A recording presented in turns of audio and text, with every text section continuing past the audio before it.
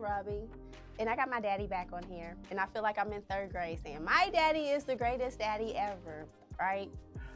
Well, I don't know about that. I tried. That's all I can say is I tried. Well, And I'm proud to be a girl dad. yes, yes.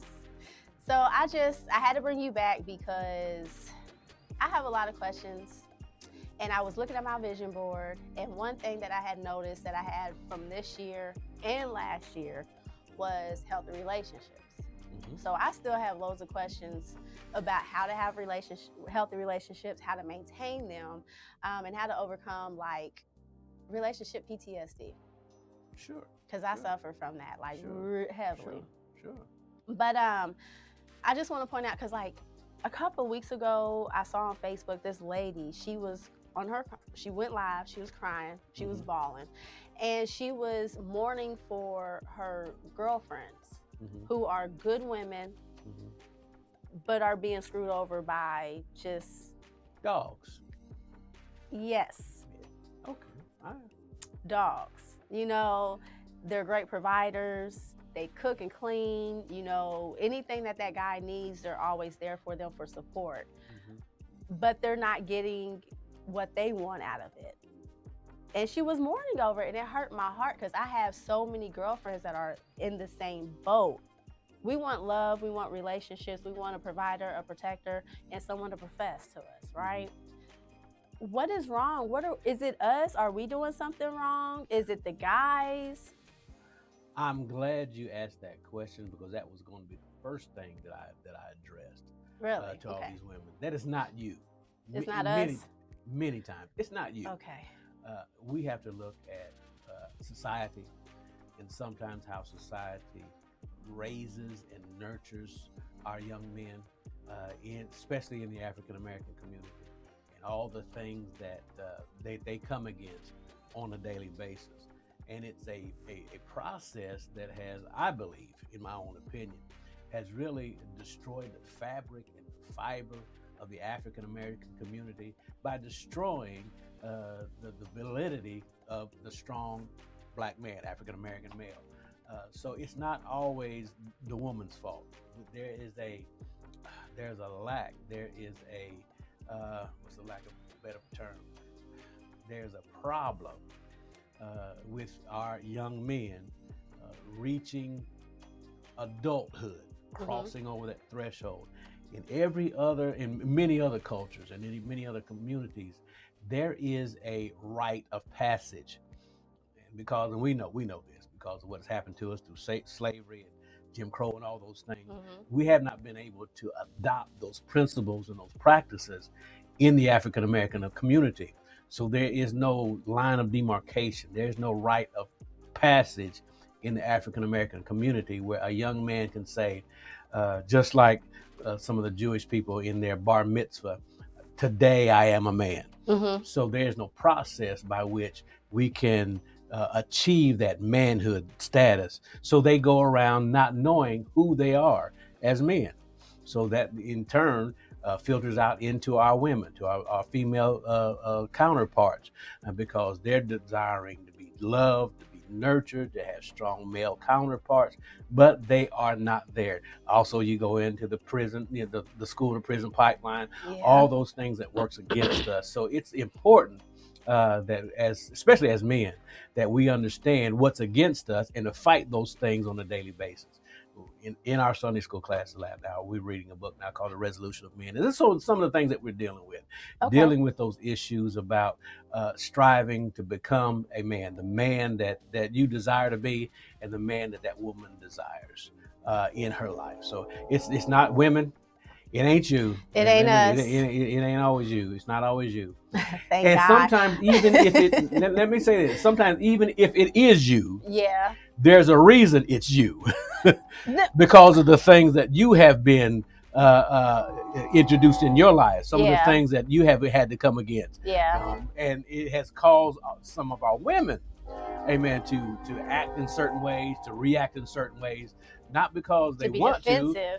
Not because they want to, but because they've had no other choice. It's fight or flight. Fight or flight. So that's the problem that we're having in our communities today, in our young men.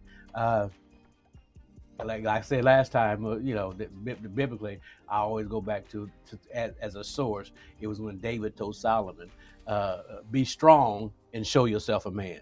Mm-hmm. Many of our young men don't have anybody, a male figure, to look them in the eye and say, "Be strong and show yourself a man," and then pattern that strength in front of them so they can say, "Okay, now I know what you're talking about." It's not us, ladies. It's not all. I didn't say. I said it's not always. It's not always. It's not. I didn't. Don't twist my words. It's not always you. Sometimes it is. I can honestly say I can admit when it is me. And again, it's because I am reacting out of fight or flight. I said I have relationship PTSD, and I don't know any other way but toxic. I'm a female narcissist. I'll admit it. I'm a female narcissist. I'm sorry. And just like PTSD from a person who has been in combat or been in combat. And I've dealt with someone who's been in combat. And sometimes relationships can be combat-like. Combative, yeah. There are triggers. There are things that trigger individuals. And sometimes that's why a lot of times women react in a certain way, because a man has pushed that trigger. And the only thing they know how to do is to react based on something that's happened to them in the past. So, and when it comes to the triggers, when it comes to the triggers, I can again, this is being fully transparent. Oh, I know you. I know. Okay. Because there's been times that you brought guys over, and me and your mama say, as soon as he leaves, we say, he ain't gonna make it. I'm gonna eat him up. He's on borrowed time. He's not gonna make it. Hey, Daddy, is it like walking the six mile? Yeah, he's not gonna make it. Is that what it is, or the Green Mile? Yeah, is that what it is? He's not going. So dead man walking. Oh gosh. He's dead in the water. He's not gonna make it. I can see that right now. This is true, and then I'm the one that's like, no, it's not. I love him. We're gonna be together forever. And then 3 months later, I'll be like, I don't even know what I was thinking. I should have listened to y'all. Like y'all knew I was gonna eat him up alive and spit him out. I mean, I don't even know why he was trying. Like this is horrible. But I do want to talk about some triggers. And since you are a marriage counselor on the religious side, I still want to make this a medium for everybody to feed off of. Okay, so we're going to take a break. I want y'all to go get some water, grab a notepad or two, and we're going to come back and we're going to talk about triggers, and we're going to talk about the things that men go through and what women have to go through and what they discuss in their counseling sessions. Okay, grab a snack, come right back. Be back. This is Ashley with More Than Rubbing, a massage therapist guide for self-help. Tune in every Friday at 1 p.m. Eastern Time on the Plug Network. Stay plugged in.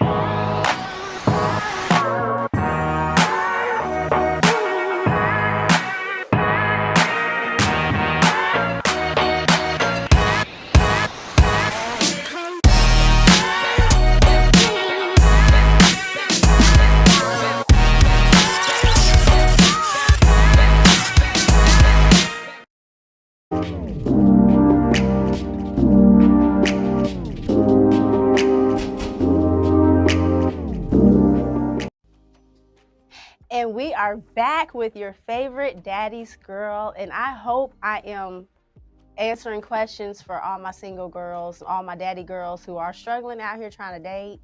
And I don't like calling them knucklehead boys, but some of y'all acting very knuckleheadish. If we're just we got questions, we just trying to figure out why, because we just want to love you. It's all we want to do is love you. So let us love you. But I'm gonna ask my daddy some questions first before I love you. Daddy. Yes. So when you are counseling your couples, pre-marital, and post, even post-marital, yeah. all of that, do you ever separate them, like counsel individually? Yes. Okay. Sometimes. And it all depends on if I feel there's a need to speak independently. Now, if I separate them, the only reason I do that is because I want to talk to that man. I want to talk to him because there's some things I need to say to him from a male perspective. One thing that I try not to do, and I hope I'm good at it, is I never want to disrespect a man in front of a woman or his potential wife. That's probably one of the worst things that you can do. Yeah. To cause that man to shut down and not open up. Yeah. So if there's something that I need to say or something I'm picking up in my spirit that maybe needs to be talked about, then I'll say, look, we need to talk. Y'all need to go on somewhere. Then I need to talk. I need to talk to you, or I'll carve out some time so I can talk to him by himself. So yeah, there are times when then I need to talk to that individual by themselves. So being a girl dad, I am harder on the men, and I tell them before we get started, I'm going to be harder on you than I am her. Because you've seen us cry. Because I've seen you cry, but I also know the responsibility that male has in keeping and maintaining the relationship in a good and healthy place. That's his responsibility. Yeah. I've often told the men that you are, especially in the home, in a marriage, you're the thermostat. You set the temperature. You set the temperature in that home. If you come home and cussing and fussing and moving furniture, then guess what? That home is going to be chaos. And if you got somebody as fiery as me, yes, we're going to be moving furniture together. Y'all going to be moving furniture together. But if you come home and you set that mood, you set that temperature where there's peace and there's calm, then y'all can work together and y'all can work things out. So that's why I'm harder on men, because I know the responsibility, the innate responsibility that he has, God-given responsibility that he has to set the tone in the home. So that's why, come on, bro, I need to talk to you. So, okay, then what about those those men that are currently girl dads? They cater to their daughters, but they treat their significant other as second or third or fourth or 99. Then he's not a girl dad. He's just a man that has daughters. He's not a girl dad. Because a true girl dad will treat his woman. Yes. Because that man knows, he understands down in his soul that the picture and the image that his daughter is going to get of a relationship comes directly from the relationship that you have with your wife. Okay. She's going to pick a man based on what she sees, for the good or for bad. So you cannot mistreat your wife and call yourself a girl dad, because what you're doing is you're perpetuating a stereotype and a mindset that leads to destruction for that young girl. So you're not looking out what's best for that young girl. So no, you're just a guy. You just a dude that got girls. You're not a girl. You're not a girl. You're not a girl dad. No, you're not a girl. We're gonna take that label away from you. You are stripped from it. Wow. Because you want to foster, because the first idea that little girl has of a man is from that father. Yeah, that's you're my first love. Yes, and her picture of what a relationship or what a husband's supposed to be comes from that father. So if you don't treat your wife right, then what she doesn't know what to look for. She doesn't know what to get. That's why a lot of times men go out and they prey on women like that who have daddy issues. So because they're confused in their mind and in their thinking, because they haven't seen it portrayed in their home, in their everyday life. Okay. So when you are sitting solo with that male, What are some of the things that they are battling that they do not know how to overcome? Self-image. Self-image? They don't love themselves. Really? They don't love themselves. And you would think some of these little cocky little things. They act like they do. Hold on. But when you really get down to where the rubber meets the road, it's their self-image. They have a skewed self-image. They have a skewed self-image. They have a bad image of what masculinity is really all about. They don't know who they are. So that causes them to be defensive and to lash out and to be distant and aloof and all that thing, and they mask it in being masculine. We have this term toxic masculinity now. Yeah. They mask it in being narcissist, and I hate the words toxic and masculinity. And I'm a female narcissist. They mask it in all that because they're not really comfortable with who themselves. A man cannot love another woman until he loves himself. And how do they love themselves? Like what? Because most men, black men, will not go to therapy. So how do they love themselves if they do not seek therapy? It's self-reflection. Okay. It's introspection. It's honesty. You know, you got to be honest about how you were raised. And a lot of people don't want to have that conversation on how they were raised. We're gonna leave it. I tell young women this all the time, especially in African American. We got too many mama's boys. Yes, and I love a mom. Fellas, I love a mama's boy to a certain extent. To a certain extent. Look, if y'all start dating, if you go into a young man's bedroom and he got a picture of his mama in his bedroom, nope. Run. Y'all better run. Because here's the thing with a mama's boy. He will never love you as much as he does his mom. Mama's always going to come first. Mama cooks better. Yes, Mama cleans better. You are always going to be compared. You always be second. And when problems hit him, he's going to run to his mama. Yeah, and not to his wife. Not to his wife. I'm going back to the Bible. It's what the Bible says in the book of Genesis. Therefore shall man leave mother and father and cleave to his wife, and they two shall be one flesh. You got to leave and cleave. You got to leave mama alone. Mama's your first love, but your lasting love is that woman that you choose. So you can't go to mama just for a little piece of advice. Yeah. When things get real thick, what? You got to know your mama. Yeah. You got to be honest about your.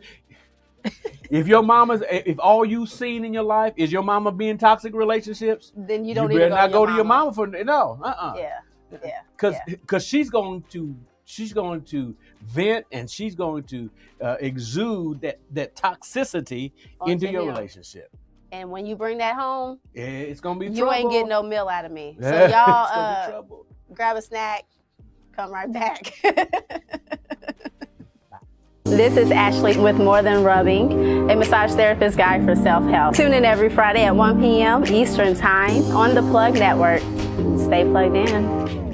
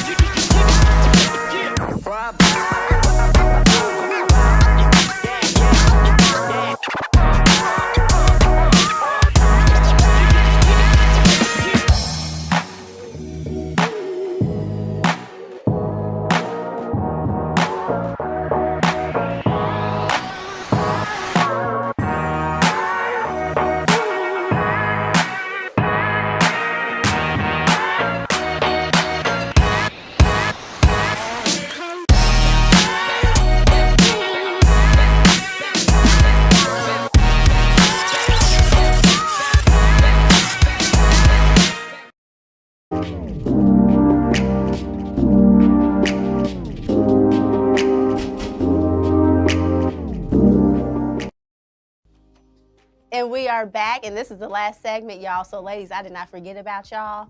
We talked about the fellas and like what they deal with and the things that they're battling and what they need to do. What about us? Because we're trying to love them, and they're not letting us love them. What are we? You said we're not doing anything wrong, but why? I didn't say y'all wasn't doing anything But wrong. She's trying to trick me. I did. So what? You're not always wrong. Sometimes you're wrong. And again, that certain person knows when I'm wrong. I would be like, babe, I'm wrong. I'm so sorry. I'm wrong. My bad. Thank you for telling me about myself. I've been doing this too long. You can't slick a can of oil. You're right. That's why I'm a thug. That's why I'm the thug that I am, because of my daddy, y'all. My daddy and my best friend. This is why I'm a thug, y'all. But no, what do we need to do? How do we love them? Because we can encourage them. We can give them words of affirmation. We can cook and clean, and we can give them good sex. But it's still not satisfying. What do we need to do? Understand and know that you can't make him be what he doesn't want to be. Okay. You can't fix him. Mm-mm. Just like we can't fix flat tires all the time. You can't fix him. That's not your job. That's not what God called you to do, is to fix that man. Now, can we point out things? You can point out things. You can encourage. Just like I said, you can encourage. You can support, but you can't fix him. And I would only take that so far. If that individual does not want to be fixed, then you need to walk away from that relationship. Or accept it. Or accept it. Yeah, or accept it. Yeah, because some people want to deal with it. And accept everything that goes along with that. Yeah. You know, that's why y'all lay all your cards out on the table. This is my hand. I've seen people. I've counseled people. I've talked to women that we knew it was going to go south. Mm-hmm. And they come back and say, didn't you see? The signs were there.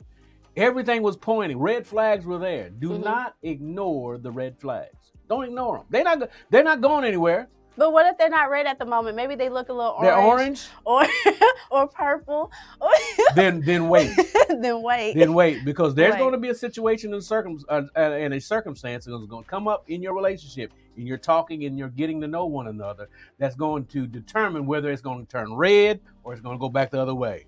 Okay. Something's going to happen. You're going to do something because we're human. You're going to do something. Something's going to happen in their life that's going to cause it to either go red or go the other way, and you'll see how they react. You will see, because as men, here's what we do. We're good at putting on a false front. Yes, you are. We're good at the pursuit. Yep. Oh, we're masters, because that's what we were desired. We're hunters. Yeah. So we're hunters. So we're good at the pursuit.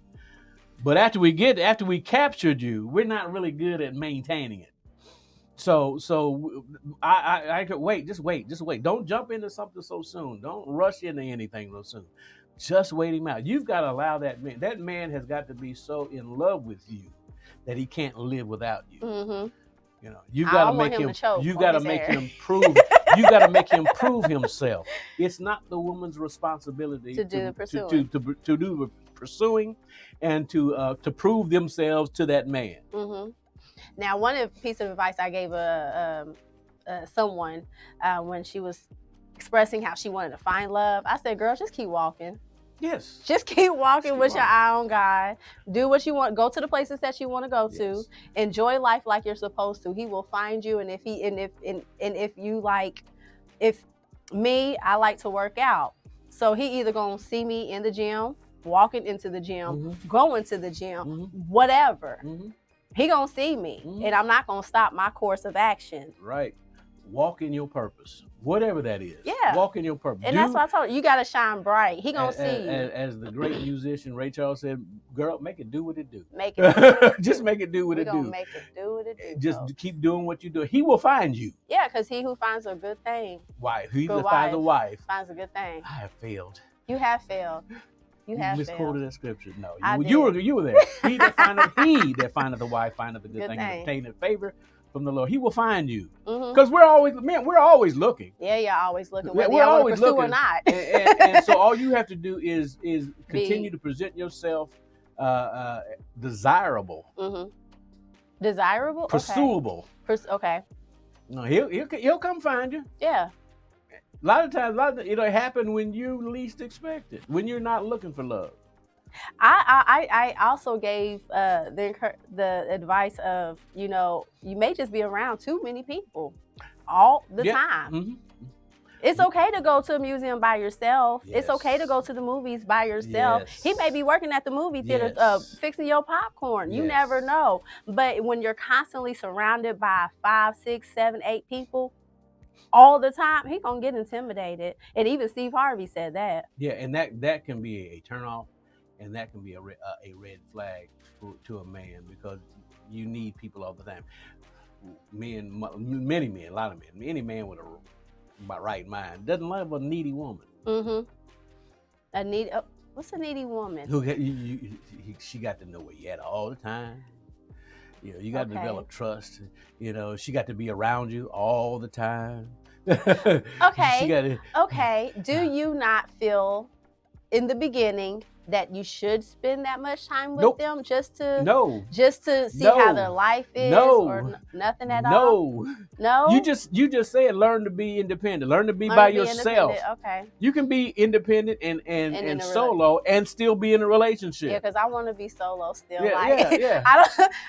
You don't have to go to the store with me every time I go to the store. That's right. Or look, what are you doing? Just watching Netflix and chill. You want me to come over? No. Not today. I'm just chilling. Yeah, and don't be offended. Yeah, don't be offended. I'm just chilling. But also, that'll say, "Wow, she don't really need me."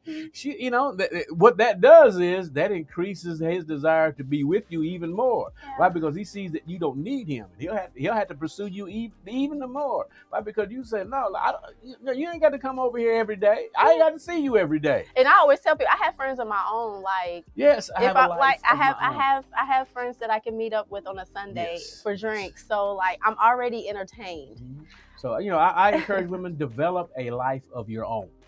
Develop your own personality aside from a relationship. Who are you outside of a relationship? Yeah, because when you're a status like mine, divorced, under 40, and I'm an empty nester, I had to figure out myself all over again. Me and my pastor, Pastor Tim, we was in the sanctuary. We were talking about different situations, just kind of having a good time working around the church. And some of the young ladies came in and they were talking about their relationships. I said, you know what, Pastor? One of the young ladies was getting married. And we told, congratulations, we're happy for you. I said, Pastor, you know what? I said, there's nothing worse than a woman. There's only one thing worse than a woman who's in love. That's a woman who ain't. Yep. Ain't nothing worse. ain't nothing right. And a woman in love, you can't deal with her either, because she's gonna get on your nerves. Her head's in the cloud. So you got to learn how to live in that other space. Yeah, that gray area. In that space where you're not in love, and you know. It's that gray area. You want love. Yeah. But you don't want the wrong kind of love. So develop your own personality. Develop yourself. Develop yourself, ladies, fellas. You'll figure it out. Let us love you though. Okay. Thank you, Daddy. Thank you. I always appreciate coming on here, and I appreciate you. I'm gonna bring you back. Even these last minute invites, like yesterday. You want to be on my show? Because you're my daddy, and you always come through for me. That's my problem. See, man, that's what you got to. That's what my problem. Do. He always comes through when I call. He answers. Oh, that's what you got to do. So. Thank you, Daddy. I love you. And see you all next Friday. And y'all, follow me on Facebook and Instagram. If you have questions, comments, if you have an idea, DM me. Actually, on Facebook, I'm Ashley Cheeks, but on here, I'm Ashley Renee. But More Than Rubbing and Phases Massage Therapy, LLC. I've got robes and other things for sale. I'm going to have to bring my robes on here. But y'all come back next Friday. You want to be a model? Yeah, Daddy, you can model a robe. Please don't. Y'all come back Friday, 1 p.m. on the Plug Network online. Stay plugged in. This is Ashley with More Than Rubbing, a massage therapist guide for self-help. Tune in every Friday at 1 p.m. Eastern Time on the Plug Network. Stay plugged in.